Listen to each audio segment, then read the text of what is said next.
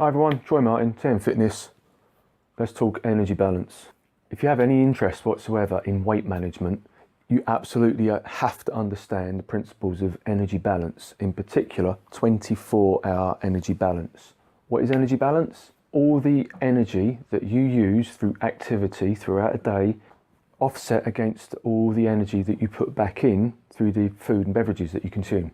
We measure this over the 24-hour period, so it's called 24-hour energy balance. So that includes everything you do in terms of activity, everything you eat, everything you drink, and that does include sleep as well. So it's the whole 24-hour period. You don't measure it one meal to the next or one workout to the next. You measure it over the 24-hour period and indeed over the whole week. So where do we get our energy from? Food. You eat food. That food contains nutrients, and in particular the large macronutrients, which get broken down and then distributed around the body and used for energy. We measure that energy component in kilocalories.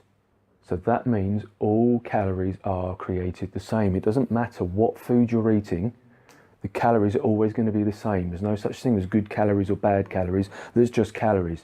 Like there's no such thing as good millimeters or bad millimeters. There's just millimeters. It's a measurement. Stop saying no two calories are the same, because they are. You don't eat calories. Calories aren't in your food. They're just a measurement of the energy that you draw from that food. End of argument. Metabolism. So metabolism is measured in kilocalories. What creates your metabolism? Well, it's not like some invisible force that engulfs the universe. Acronym warning. The things that contribute to your metabolism are NEAT, non-exercise activity thermogenesis, TEF, the thermic effect of foods, and EAT, exercise activity thermogenesis, and that predicts your total daily energy expenditure, or TDEE. So let's break that down. NEAT, non-exercise activity thermogenesis. This is the most important part because it's the biggest part. Maybe as much as 50% of your metabolic rate comes from NEAT, depending on how active you are through the day. And when I say active, I'm talking about activities like standing, walking, swallowing, farting. So the more movement you do, the higher your NEAT will be, so the more calories you're burning.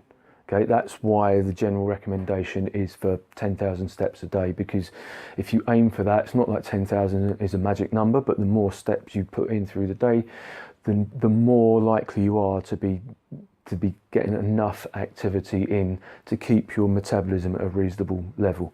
On top of that, you add in your thermic effect of foods, which can be as much as 15% of the total, depending on the type of food you're eating. So the healthier the food, the higher that thermic effect will be. Protein is number one. Protein has the highest thermic effect. There's even been studies done on well-trained, fit and lean individuals who have massively overfed on protein without gaining any body fat. So protein is number one, fiber is number two, carbohydrates, and then fats, and fats by far have the lowest thermic effect. So the more protein and fiber you eat, the better.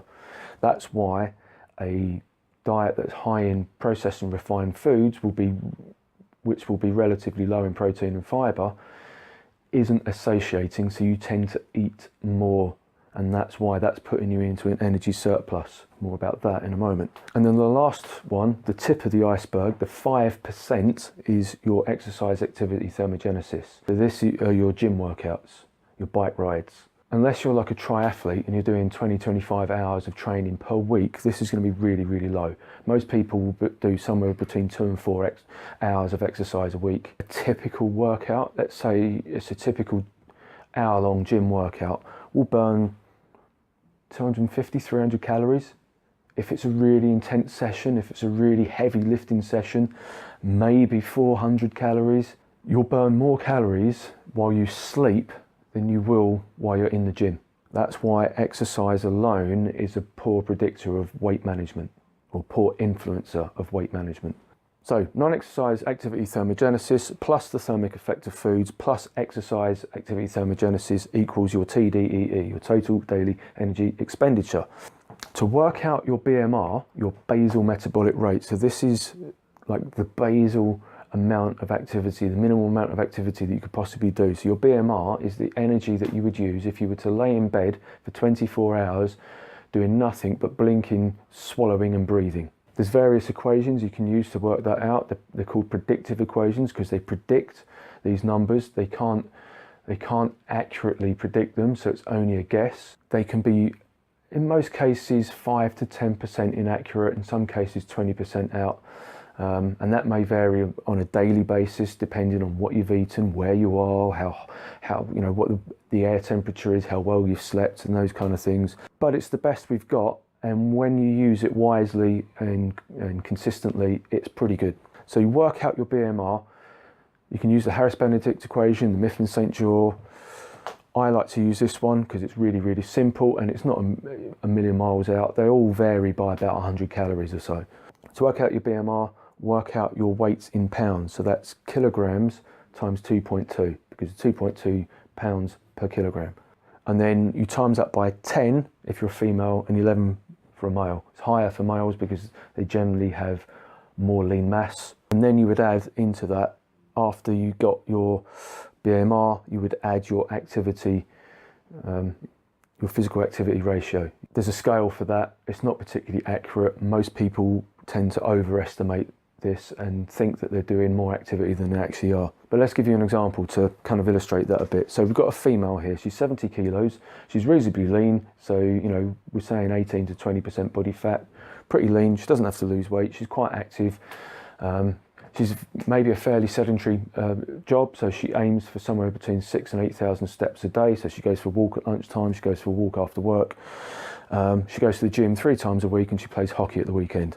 So to work out her BMR, because her weight is 70 kilos, it's 70 times 2.2 to find her weight in pounds. So 70 times 2.2 equals 154. Times that by 10, because she's a female, and that leaves you with 1,540 kilocalories. That is her basal metabolic rate. 1,500 calories if she laid on her back for 24 hours, blinking, swallowing and breathing. Then you add in your activity multiplier. Now I'm saying she's moderately active, 3 workouts and a match a week, plus 6,000 to 8,000 steps a day.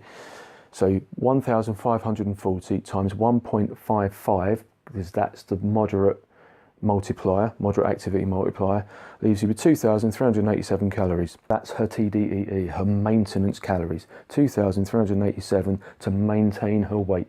So if she ate that or there, you know, close enough to that every single day, she wouldn't gain weight. Because she's lean and because she's quite active, she wants to eat to maintenance to keep her energy up and to ensure that she's neither gaining nor losing weight. If, however, she wanted to lose a bit of weight, she would create an energy deficit of 10%. Because she's active, she wants to diet on as many calories as possible. So she wouldn't want to go lower than that. If she was very overweight and had a lot of excess body fat, she could go higher there, so she could go with a 20% deficit. And it wouldn't matter so much because she's got a lot of energy stored under her skin and in that adipose tissue. But because she's reasonably lean, she's going with 10%, and she would only do that for a short period of time. Maybe she's going on holiday and she wants to look extra good in a bikini. So for 6 weeks, she goes into a 10% deficit. 10% of 2,387 calories is 238 calories a day. So that's like a latte and a cereal bar. So for 6 weeks, instead of having a latte and a cereal bar for 11s, she has a green tea and an apple. Simple. If she wanted to gain size, put on a bit of muscle mass, she'd have to go into an energy surplus. She'd have to lift weights and she'd have to be in an energy surplus 5%. Okay? You go up from your maintenance by 5% because you don't want to go too high too quickly, otherwise you'll just put on loads of body fat. And again, that would only be for a period of time and then you'd bring it back down. There's a lot to take in. There's a lot of numbers, there's a lot of maths, and I know some of you are going to be looking at that and screaming bullshit. You can't argue with physics. You can post an argument that the linear nature of maths doesn't apply to human metabolism, and you'd be right, but energy balance, 24-hour energy balance over the day, over the week, is the predictor of your weight management. That's physics. You can't change that. If you've read a book by a guru and they're telling you not to count calories, that all you have to do is eat lots of greens and lots of clean foods, they're talking bollocks. A wheel is a wheel, whether it's got a tyre on it or not. It doesn't need reinventing. The energy balance principle doesn't need to be reinvented. That's not to say that you have to count calories, but you do need to understand this. So my advice would be to track calories for a couple of weeks or a couple of months, learn about the composition of foods, learn about the energy density of the foods that you're eating, and then learn to eyeball your food so you can be more intuitive and less of a slave to your app. Some people like to track everything they eat all the time because they like the control it gives them. That's fine. Not everybody likes that. Some people feel it's a little bit restrictive, a little bit stressful. That's fine. But you do need to understand this. My advice would be to find your maintenance calorie level by using one of these predictive equations and then tweak it. So monitor your intake, monitor your body composition over a couple of weeks, try and bump it up as high as you can, find your calorie ceiling before you start gaining weight. And then once you've found your maintenance level, then if you want to lose weight, you put in your deficit, and if you want to gain size, you put in your surplus. Another way of doing it, if you're an experienced tracker, is to track a week or two, eat to maintenance, you then total up the week, divide it by 7, and that gives you your average TDEE, and then from there you can create your deficit or your surplus. Counting calories does work.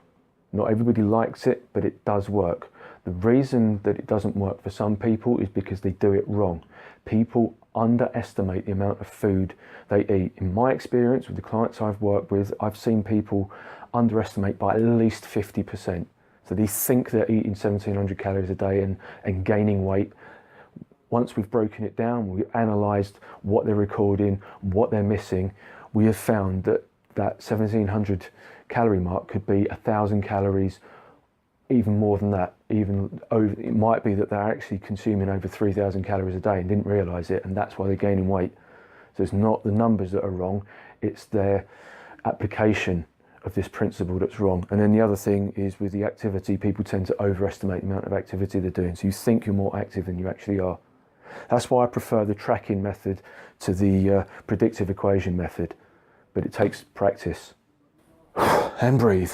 I think I've got everything in there. I tried to keep that one as short as possible. All that was never going to fit into 5 minutes. Okay, hope that was useful for you. If you've got any questions, put it in the box. Click like, click share, click subscribe, and I'll see you soon. Laters. If you have any... Put my teeth back in.